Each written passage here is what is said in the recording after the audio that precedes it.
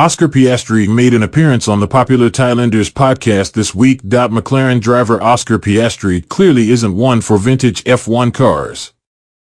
In fact, the Australian has now candidly described how one driving experience at the 2023 Goodwood Festival of Speed last summer scared the CRP out of him after he was handed a famous vehicle.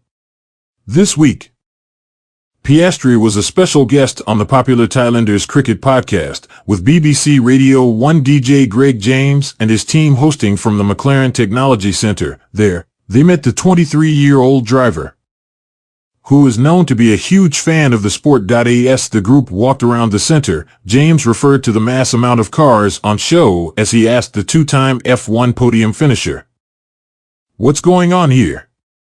While pointing, Piastri then explained, "Yeah, so the car back there? James Hunt's car. I'm pretty sure I actually drove that one at Goodwood last year. I drove that car and I am so happy that I was born when I was, because that car scared the CP out me.